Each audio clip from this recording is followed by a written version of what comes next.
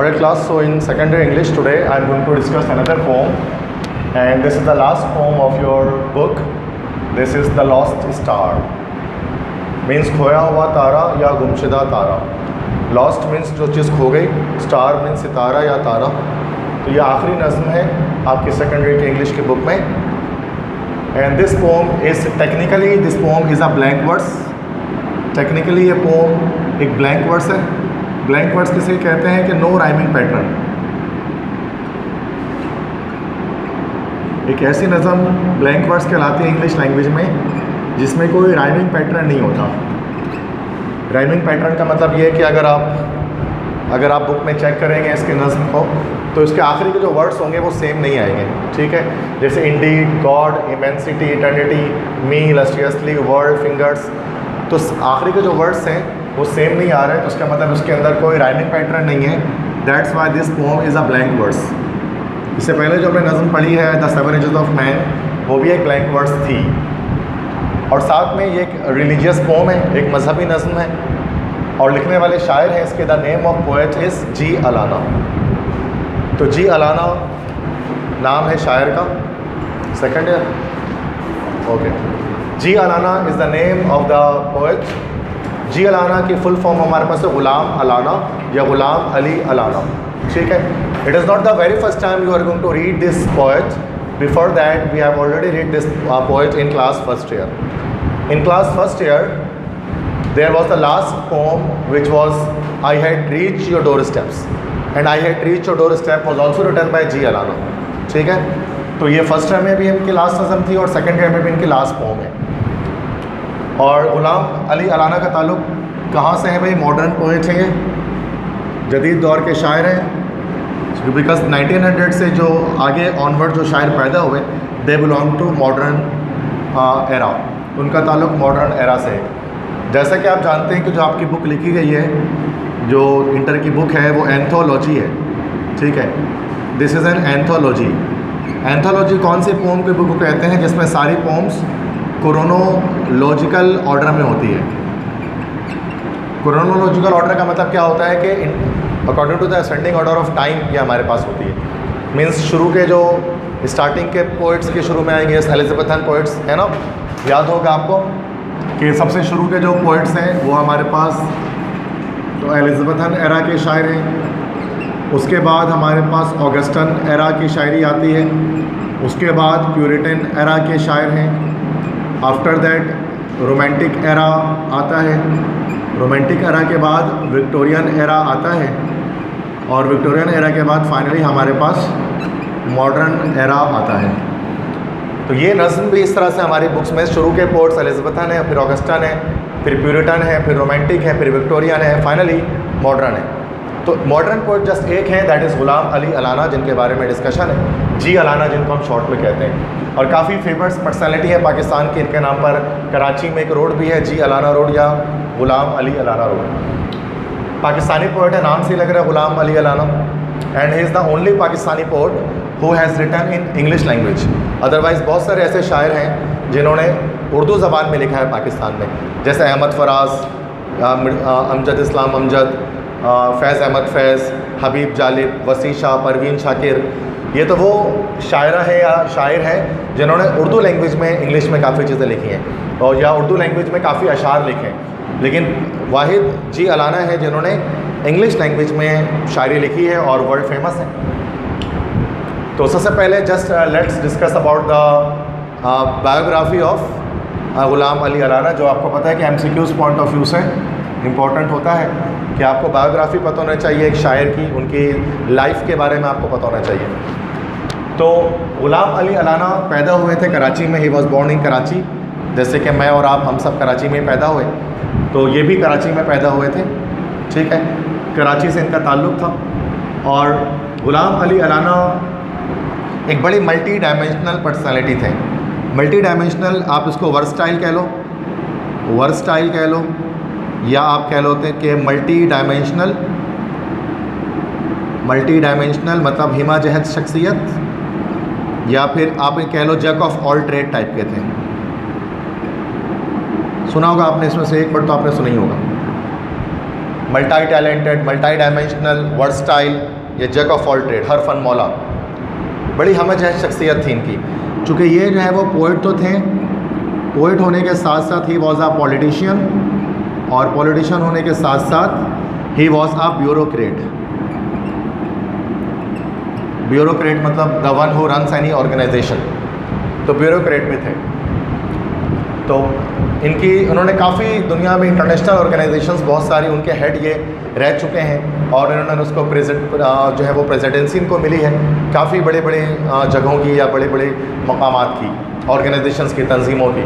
सबसे पहले तो वो एक फाइनेंशियल सेक्रेटरी थे, ऑल इंडिया मुस्लिम लीग के फाइनेंशियल सेक्रेटरी थे।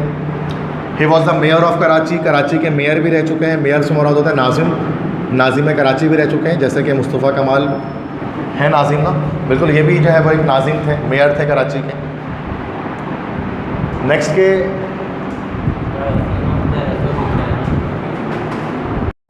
इस वक्त कराची में मेयर कोई नहीं है। मेयर कब होते हैं? जब बल्दियाती निज़ाम होता है, और आपको पता है कराची में बल्दियाती निज़ाम ख़त्म हो चुका है और अब जो है वो एडमिनिस्ट्रेशन आई हुई है। तो Wasim Akhtar is the administrator of Karachi, लिखा होता है ना एडमिनिस्ट्रेटर कराची। पहले ऐसा नहीं होता था। ऐसा क्यों होता है मैं तुम्हें बता देता हूँ। दो तरह के निज़ाम होते हैं मुल्क के अंदर, एक प्रेसिडेंशियल सिस्टम होता है और एक पार्लिमानी निज़ाम होता है, सदारती निज़ाम और पार्लिमानी निज़ाम। जब भी पार्लिमानी निज़ाम आता है ना, प्राइम मिनिस्टर का निज़ाम आता है, पार्लियामेंट सिस्टम आता है, उस वक्त बल्दियाती निज़ाम ख़त्म हो जाता है और एडमिनिस्ट्रेशन का निज़ाम आ जाता है सिटीज़ के अंदर। जनरल परवेज़ मुशर्रफ के दौर में प्रेसिडेंशियल सिस्टम था, वहाँ प्रेसिडेंट ऊपर होते थे। इसी वजह से कराची में उस वक्त बल्दियाती निज़ाम था, CDG के सिटी डिस्ट्रिक्ट गवर्नमेंट कराची को कायम किया गया और उस वक्त मुस्तफ़ा कमाल एक मेयर बने। मुझे बताते खुद प्रेसिडेंशियल सिस्टम ज़्यादा पसंद है, क्यों? क्योंकि वहाँ पर एक लीडर के पास कंप्लीट अथॉरिटी हासिल होती है। प्रेसिडेंशियल निज़ाम जब आता है ना, तो प्रेसिडेंट जो है वो उसके पास उसके पास सुप्रीम पावर होती है। दुनिया में तो अच्छा नहीं माना जाता ना कि आर्मी नहीं, तो आर्मी भले ना आए, कोई भी प्रेसिडेंट आ जाए, लेकिन आपको पता है जैसे परवेज़ मुशर्रफ थे तो उनको किसी से पूछना नहीं पड़ता था। अब इमरान खान है, प्राइम मिनिस्टर है, तो वो जब तक अपोजिशन से पूछेंगे नहीं वो बिल पास नहीं करेंगे। तो ये पार्लियामेंट्री निज़ाम का मसला है। सेम इसी तरह कराची में आ जाओ। अब कराची में मुस्तफ़ा कमाल के दौर में काफ़ी काम हुआ करता था कि जब वो मेयर थे, चूँकि उनको पूछना नहीं पड़ता था सिंध गवर्नमेंट से कि बजट हम इस्तेमाल करेंगे नहीं, डायरेक्ट बजट उनके पास आ जाता था। लेकिन अब जो एडमिनिस्ट्रेशन है अब वो ये काम नहीं करती कराची में, चूँकि उनको बार बार इजाज़त लेनी पड़ती है हर काम के लिए सिंध गवर्नमेंट से। तो इस वजह से कहते हैं मेयर सिस्टम ज़्यादा अच्छा था कराची में, जब मेयर सिस्टम था। और जब से एडमिनिस्ट्रेशन आई है आप देख सकते हैं कराची का हाल कैसा है गुज़िश्ता 4-5 सालों से। तो ये कराची के मेयर थे, नाजिम थे, और साथ में उन्होंने फाउंड किया था, कायम किया था FCCI। Now what this is FCCI? This is federation of chamber of commerce and industries. ये पाकिस्तान का एक इदारा है, चेंबर ऑफ कॉमर्स के नाम से बड़ा मशहूर है। तो chamber of commerce and industries ये FCCI के नाम से, तो इन्होंने इसको कायम किया था। सदर में इसका हेड ऑफिस मौजूद है। गवर्नर थे ये ILO के, 9 साल तक गवर्नर है ILO के। वो now this what this ILO is, ILO कहलाता है इंटरनेशनल लेबर ऑर्गेनाइजेशन। तो इंटरनेशनल लेबर ऑर्गेनाइजेशन पूरी दुनिया में जितने भी मज़दूर हैं उनका जो इनकी जो तंजीम है उसके गवर्नर हैं ये 9 साल तक इंटरनेशनल लेबर ऑर्गेनाइजेशन के। और साथ में बाद में ये बने प्रेसिडेंट किसके? International Organisation of Employers. ये भी एक तंजीम है, इंटरनेशनल ऑर्गेनाइजेशन ऑफ एम्प्लॉयर्स, जो ब्रसल्स में मौजूद है। Brussels is actually capital city of Belgium. तो ब्रसल्स में मौजूद इंटरनेशनल ऑर्गेनाइजेशन ऑफ एम्प्लॉयर्स के ये प्रेसिडेंट रह चुके हैं, सदर रह चुके हैं। साथ में ये वाइस प्रेसिडेंट थे पोइट्स लॉरेट इंटरनेशनल के। पोइट्स लॉरेट इंटरनेशनल आप जानते हैं कि हर साल जो सबसे बेहतरीन शायर होता है दुनिया का इंग्लिश पोइट्री का, उसको अवार्ड दिया जाता है, तो वो पोइट लॉरेट इंटरनेशल अवार्ड देती है। तो उसके वाइस प्रेसिडेंट थे ये। और साथ में he was vice president of economic committee of general assembly UNO। तो UNO है अक़वाम मुत्तहिदा, फर्स्ट टाइम में पढ़ा होगा आपने चैप्टर 3 यूनाइटेड नेशंस UN। उसमें काफ़ी सारे उसके ऑर्गन्स होते हैं, उनमें जो उसका मेन ऑर्गन था प्रिंसिपल और सेंट्रल ऑर्गन वो जनरल असेंबली था। जनरल असेंबली में मुख्तलिफ कमेटीज़ होती हैं उसके काम के लिए। तो एक कमेटी थी इकोनॉमिक कमेटी, उसके ये वाइस प्रेसिडेंट थे।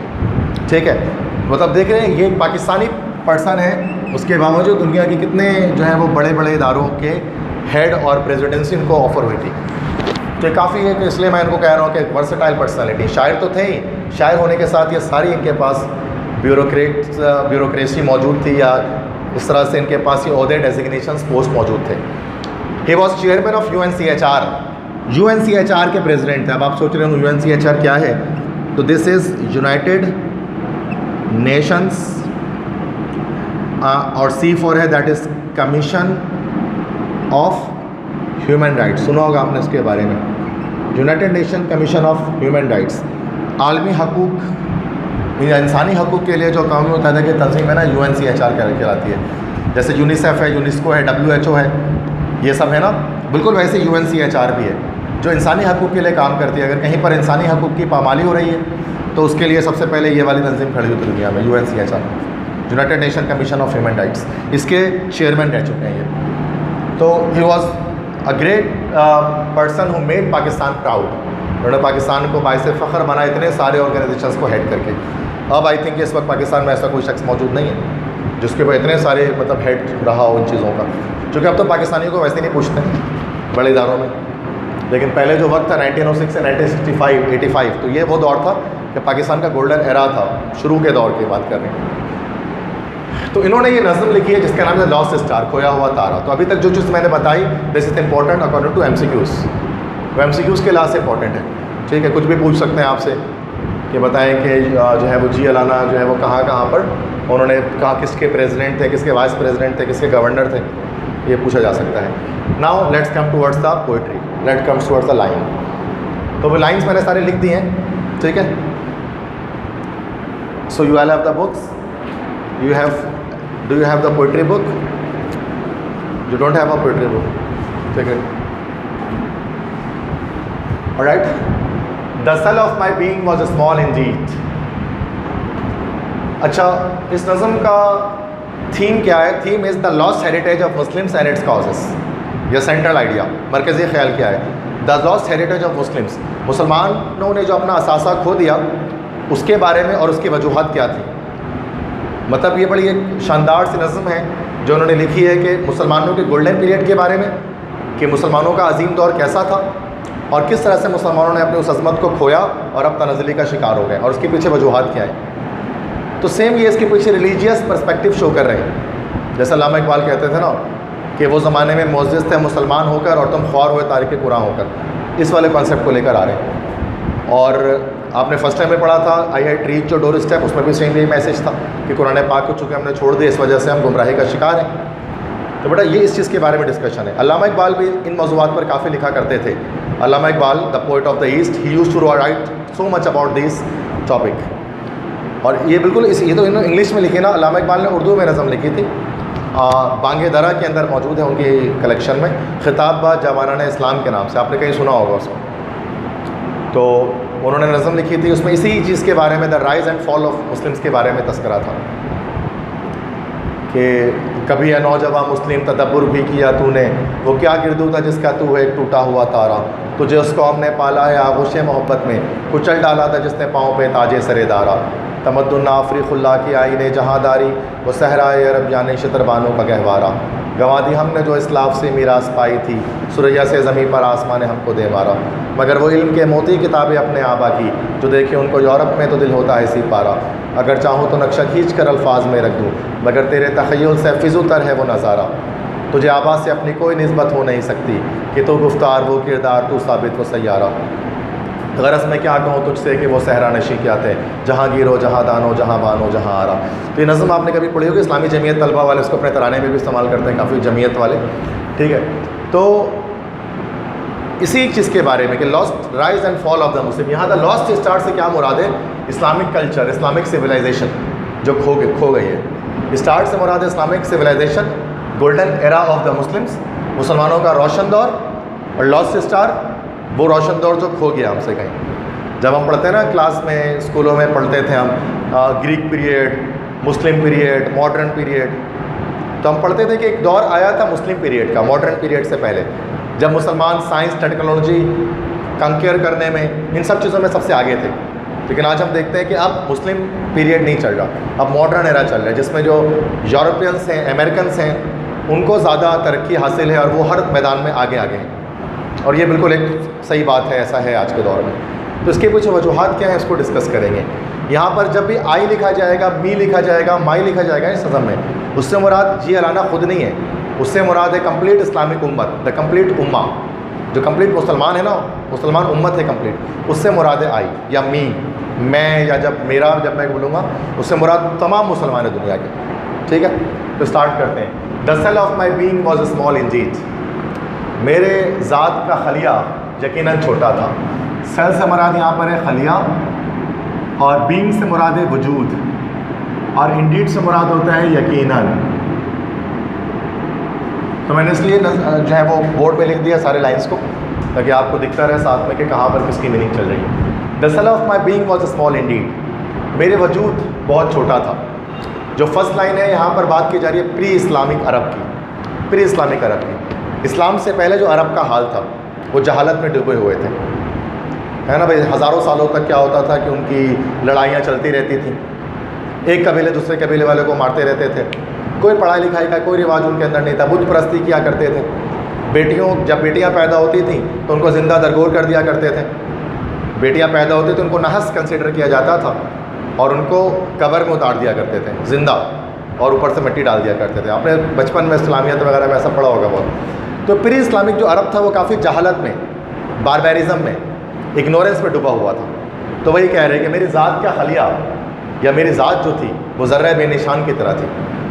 मतलब मेरी ज़ात कुछ नहीं थी, मैं कुछ नहीं था, मेरी कोई औकात, कोई हैसियत नहीं थी दुनिया में।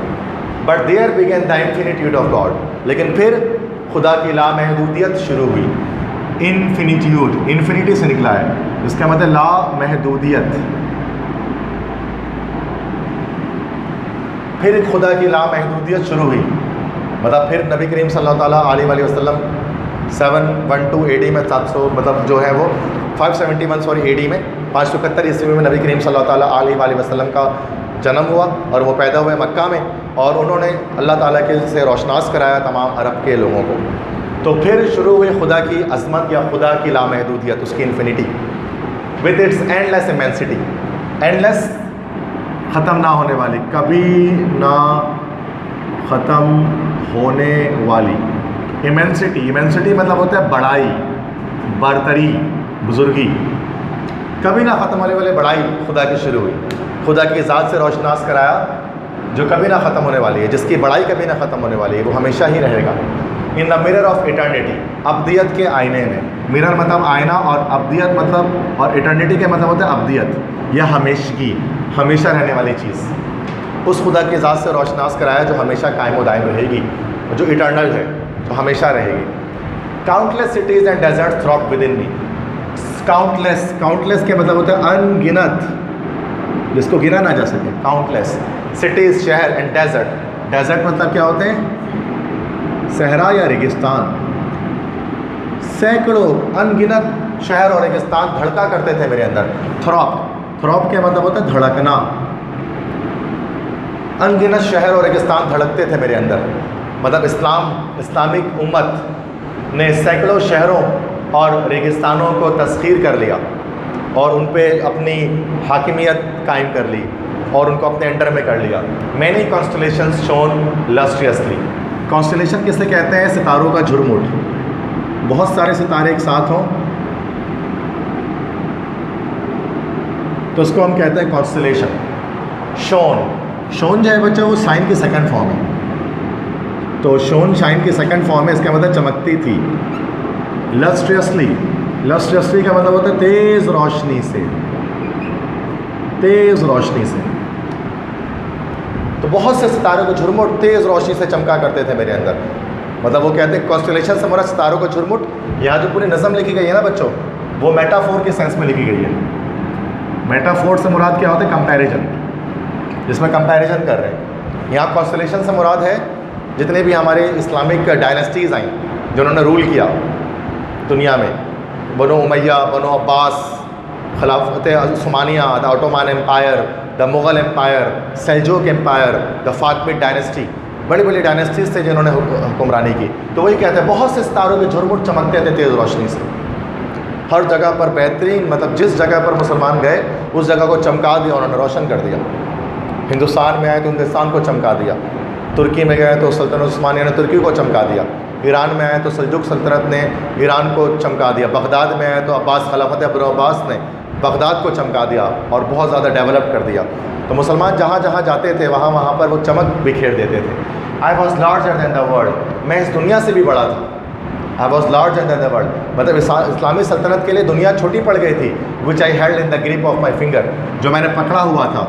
हेल्ड मतलब पकड़ा हुआ था, ग्रिप, ग्रिप मतलब होता है गिरफ्त, जिसको मैंने अपनी उंगलियों की गिरफ्त में पकड़ा हुआ था। मतलब जो दुनिया है मुसलमानों की उंगलियों के इशारे पर थी, उनकी गिरफ्त पर थी। एक वो दौर था। मतलब ये शुरू में जो फर्स्ट स्टैंजा है इसमें he is telling you about the glorious past of the Muslims, कि कह रहे कि I was larger than the world, मैं इस दुनिया से भी बड़ा था। मुसलमानों के लिए दुनिया छोटी पड़ गई थी तस्खीर करने के लिए। जैसे कि अफ्रीका, अगर आप देखेंगे अफ्रीका में नबी करीम सल्लल्लाहु अलैहि वसल्लम ने 7 भी नबी वकास को भेजा था तस्खीर करने के लिए, मतलब उसको फ़तेह करने के लिए। तो अफ्रीका में सबसे पहले वो गए इजिप्ट, उसको फ़तेह किया, फिर गए लीबिया, उसको फ़तेह किया, फिर गए अल्जेरिया, उसको फ़तेह किया, फिर गए मोराकिश, मोरक्को जिसको कहते हैं, उसको फ़तेह किया। मोराकिश के बाद अफ्रीका ख़त्म हो जाता है, उसके बाद एक समंदर शुरू हो जाता है। अगर वर्ल्ड मैप में आप देखें तो वो समंदर कहलाता है the Atlantic ocean. The Atlantic ocean शुरू हो जाता है वहाँ से। तो अटलांटिक ओशियन के बाद दुनिया समझती थी, लोग समझते दुनिया ख़त्म है, उसके आगे दुनिया नहीं है। वो बाद में क्रिस्टोफर कोलंबस ने अमेरिका डिस्कवर किया, बट शुरू के दौर में ये समझा जाता था अटलांटिक ओशन पर दुनिया ख़त्म है, अफ्रीका के एंड पे। तो वो मोराकिश पे जब वो उन्होंने मोराकिश को भी फ़तह कर लिया, मतलब दुनिया ख़त्म हो गई, तो सामने समंदर आ गया। वो कहा जाता था ये समंदर बहुत लंबा है, इनफाइनाइट जा रहा है, ये समंदर ख़त्म नहीं हुआ कभी भी। उन्होंने वो समंदर उस समंदर पे अपने घोड़े को डाल दिया, और घोड़ा हज़रत साद बिन नबी वकास का घोड़ा आगे बढ़ा, पीछे पीछे लश्कर आ रहा था। तो जब घोड़ा आधे समंदर तक पहुंचा तो घोड़ा रुक गया, जाहिर सी बात आगे पानी है, डूब जाता उसमें।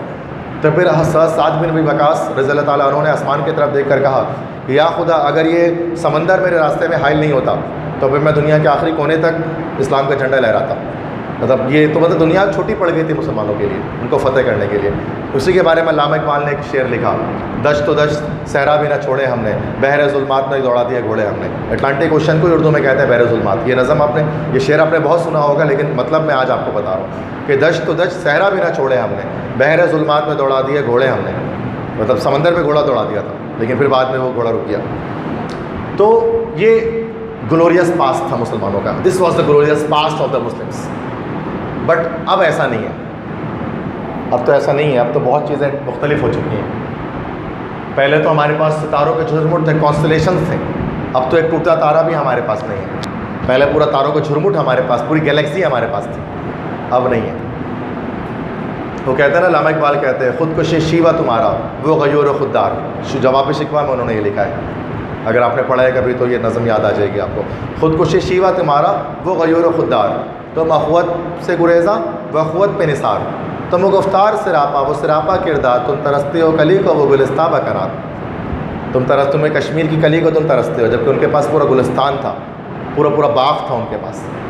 अब तलक याद है कौमों को हिकायत उनकी, नक्श सफ़े हस्ती पे सदाकत उनकी। और आज भी किताबों में लिखा जाता है ना इस्लामिक गोल्डन एज के जो हिकायतें हैं, तो यहाँ यही चीज़ बता रहे हैं वो। समझ में आगे बात फर्स्ट स्टैंजा में क्या बात है, ठीक है। समझना है इसको, देखो नहीं समझने पे अगर सिर्फ ट्रांसलेशन करो तो जस्ट कुछ लाइन्स हैं, समझने पे आओ तो पूरा मैसेज है, ठीक है। व्हाट हैज़ हैपेंड नाउ, अब क्या हो चुका है, अब क्या हो गया है। हु एम आई, मैं कौन हूँ अब क्या हो गया है, मैं कौन हूँ अब। एन इनसिग्निफिकेंट एटम, इनसिग्निफिकेंट मतलब गैर अहम। अब मैं एक गैर अहम सा एटम हूँ, एटम मतलब ज़र्रा, स्मॉलेस्ट पार्टिकल ऑफ मैटर। अब मैं एक छोटा सा गैर अहम ज़र्रा हूँ, मेरे कोई वैल्यू नहीं है इस दुनिया के अंदर। इन अ केओटिक कॉस्मोस, इस केओटिक कॉस्मोस में, केओटिक मतलब बेहंगम, बेहंगम या अफरा तफरी वाली, कॉस्मोस के मतलब होते हैं कायनात। इस बेहंगम से कायनात में अब एक मैं गैर अहम सा ज़र्रा हूँ, एक छोटा सा पार्टिकल हूँ। पहले दुनिया भी छोटी थी मेरे लिए और अब मैं एक एटम जैसा हूँ। Someone has drugged my soul, किसी ने ड्रग मतलब नशे में डाल देना या सुला देना, किसी ने सुला दिया माई सोल, मेरी ज़मीर को। किसी ने मेरी ज़मीर को सुला दिया, another has stolen my light, और किसी ने चुरा लिया मेरी रोशनी, जो रोशन तारा था मेरी रोशनी चुरा ली गई मेरी। No longer I am the same my boss, अब मैं वो नहीं हूँ जो मैं पहले कभी था। मतलब अब इस्लामिक उम्मत अब वो नहीं है जो पहले इस्लामिक उम्मत थी, अब बहुत डिफरेंस है।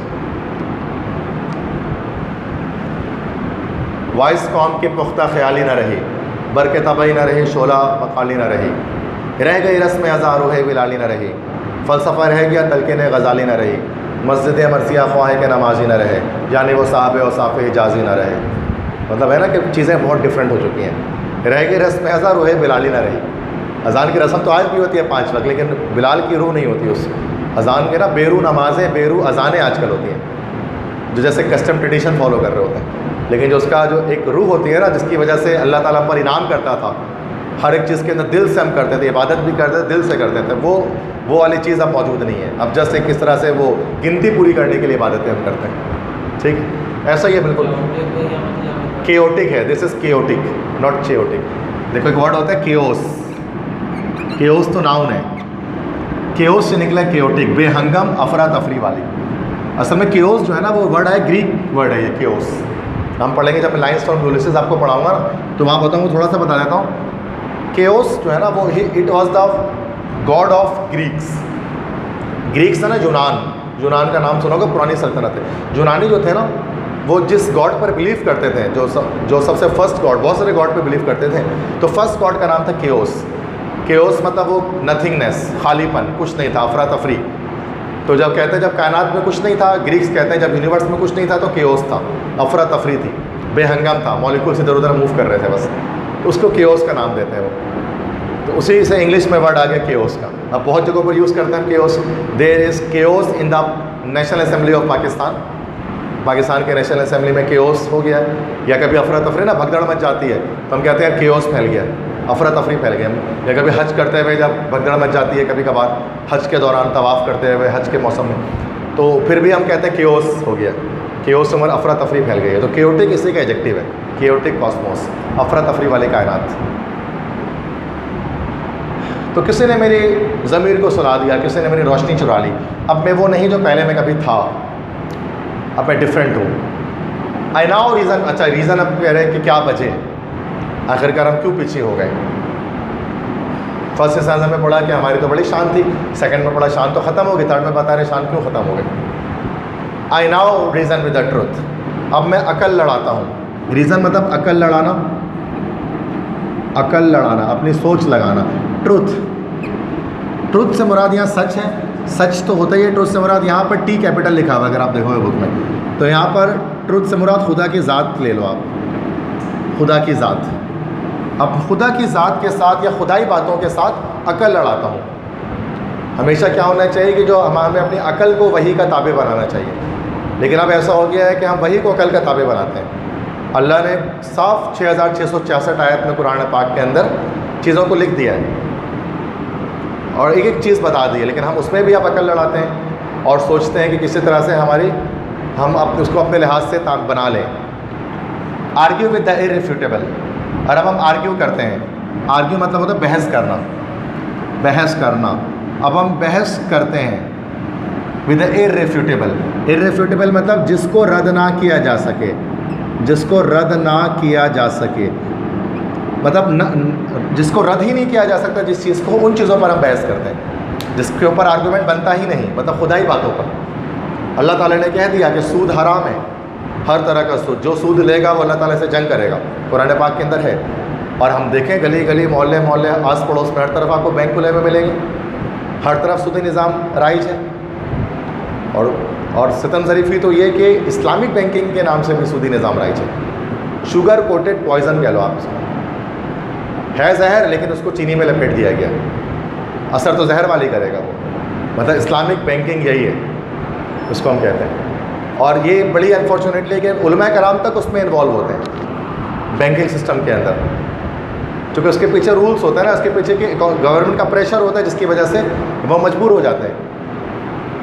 ममनून हुसैन के दायरे में, वो ममनून हुसैन तो वफ़ात पा गए, नवाज शरीफ के दौर में प्रेसिडेंट थे वो पाकिस्तान के, सदर ममनून हुसैन, बोलते कुछ नहीं थे, तो बड़ी मीम्स बनती थी उनके ऊपर, ये तो बोलते ही नहीं है, ये चुप रहते थे हर वक्त, तो सदर ममनून हुसैन जो थे उन्होंने उलमा कराम से कहा था उस वक्त कि उलमा कराम दीन के अंदर सूद का जवाज़ पैदा करें, मतलब दीन के अंदर सूद का कोई तरीका निकालें कि बस सूद हलाल हो जाए कैसे भी करके। तो गवर्नमेंट के प्रेशर में आकर जो सियासी उलमा होते हैं बेचारे उनको करना पड़ जाता है, और वो करते भी हैं। मुफ्ती तकी उस्मानी मीज़ान बैंक के शरिया एडवाइज़र हैं, इस तरह से मुफ्ती मुरीबुर रहमान बैंक इस्लामी के शरिया एडवाइज़र हैं। अब आप बोलोगे सर ऐसा क्यों हो जाता है भाई कि एक चीज़ जो अल्लाह ताला ने सख्ती से मना कर दी है और वही चीज़ हो रही है, तो इससे गवर्नमेंट अपने आप को बचाती है।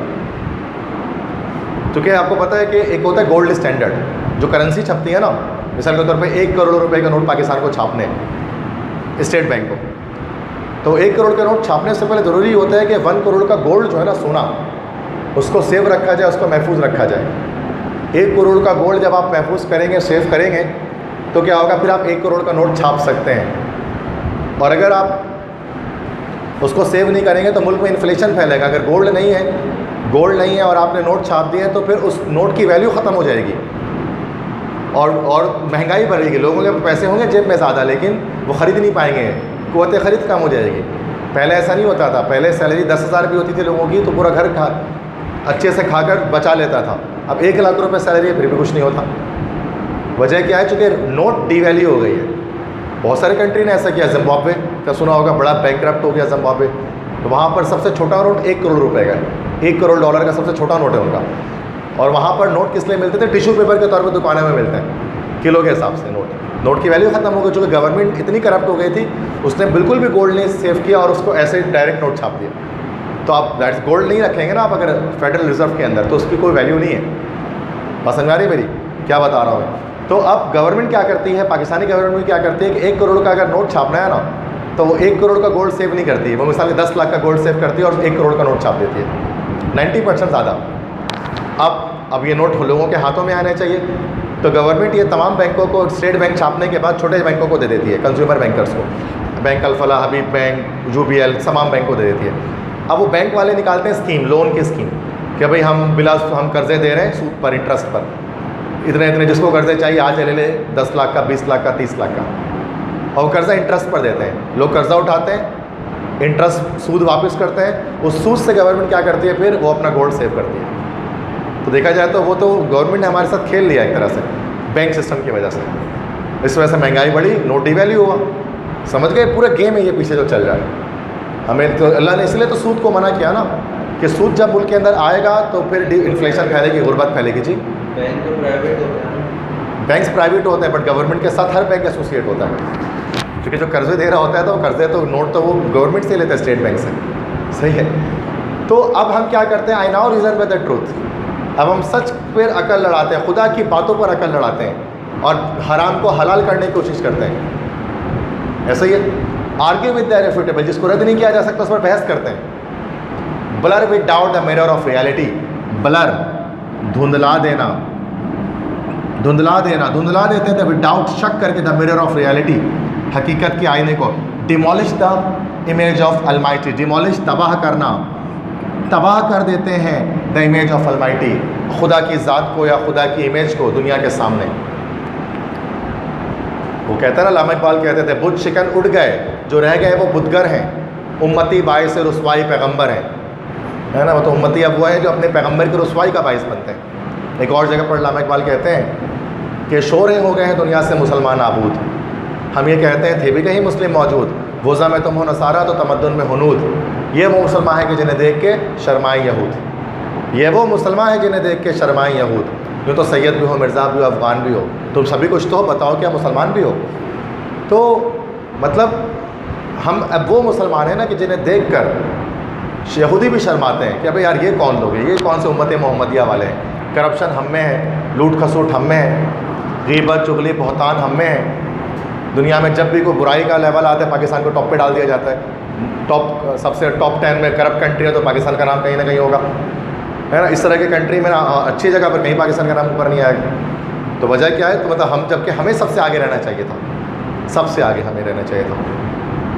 इकरा से हमारे रिलीजन इकरा से स्टार्ट हुआ, इकरा मतलब पढ़िए, और हम ही सबसे पीछे, सारे नोबेल प्राइज़ अंग्रेज़ लेकर चले जाते हैं। तो हमने तो उस चीज़ को भुला दिया ना, जो तरीका था, जो पैगाम था मोहम्मद सल्लल्लाहु अलैहि वसल्लम का। आई एम अनदर मैन, अब मैं कोई और इंसान हूँ, of the race of the damned, अब मैं उस नस्ल से हूँ। डैम्ड मतलब जिस पर लानत की गई, या लानती उसको हम कह सकते हैं, जिस पर लानत की गई। अब हम उस नस्ल पर हैं जिस पर खुदा की लानत हुई, जिस पर खुदा का अजाब हुआ। हम दुआएं तो मांगते हैं अपनी बेरू नमाज़ों के अंदर, हम कहते हैं ना कि इहदिना सिरातल मुस्तकीम, हमें सीधे रास्ते पर चला, सिरातल लज़ीना अनअमता अलैहिम, उन लोगों के रास्ते पर चला जिन पर तेरा इनाम हुआ, गैरिल मग़दूबि अलैहिम वलज़्ज़ालिमीन, के उन लोगों के रास्ते पर नहीं चला जिन पर तेरा गज़ब नाजिल हुआ। तो हम तो उन रास्ते पर अब चल रहे हैं जिस रास्ते पर अल्लाह का गज़ब नाजिल हो रहा है। तभी तो हमें हमारे लिए अल्लाह की मदद और नुसरत नहीं आती। पहले अब्रहा का लश्कर आता था हाथी लेकर खाना काबा को ढाने के लिए, अल्लाह ताला अबाबिल परिंदे भेजते थे और ऊपर से वो क्या पत्थर फेंकते थे और वो अबाबिल परिंदा खाए हुए भूस की तरह हो जाता था। जब वो जो हाथी का लश्कर है वो खाए हुए भूस की तरह हो जाता था। लेकिन अब आप देखो शाम में इतने लोग शहीद होते हैं, शाम के अंदर या फ़लस्तीन के अंदर या कश्मीर के अंदर। अब तो कोई परिंदे नहीं आते, कोई कंकड़ नहीं गिराते। वजह यही ना कि हम अब उस रास्ते पे नहीं जिस पर अल्लाह के नाम हुआ है, हम उस रास्ते पे जिस पर अल्लाह का अजाब है। ये सब अल्लाह का अजाब है जो हम पर है, तारी है। तो हम उस नस्ल से जिस पर अल्लाह की अजाब आई, अल्लाह की लानत हुई। आई एम द डेड मैन, अब मैं एक मुर्दा आदमी हूँ। And I vendor in visionary world, vendor मतलब बेमकसद फिरना, वेंडर बेमकसद फिरना। अब मैं बेमकसद फिरता हूँ विजनरी वर्ल्ड, विजनरी वर्ल्ड मतलब ख्याली दुनिया में। अब हम ख्याली दुनिया में खोए रहते हैं। अब हम जाते हैं कंप्यूटर में, मोबाइल में अर्तुगरुल देखते हैं, अर्तुगरुल देखते हैं, कुरुलुस उस्मान देखते हैं और सोचते हैं अरे यार क्या बेहतरीन मुसलमान थे हम पहले। तो अभी तो पता है हम कुछ नहीं है, अभी तो हम राग का ढेर है। लेकिन वो पुराने विजनरी वर्ल्ड में, ख्याली दुनिया में खोए रहते हैं। देखो अर्तुगरुल ऐसा था, घोड़े पर गया, फला फला को नोयान को हरा के आ गया, ऐसा हो गया। लेकिन रियल में हम देखें तो कुछ भी नहीं अभी है। तो अब हम बेमकसद फिर रहे सिर्फ ख्याली दुनिया में, टर्किश ड्रामे देख देख कर कि देखें इतने मुसलमान ऐसे थे वैसे थे, जबकि हमारी अभी कोई हैसियत नहीं है इस वक्त। In search of the primeval spark, और हम तलाश में हैं प्रीमिवल स्पार्क के।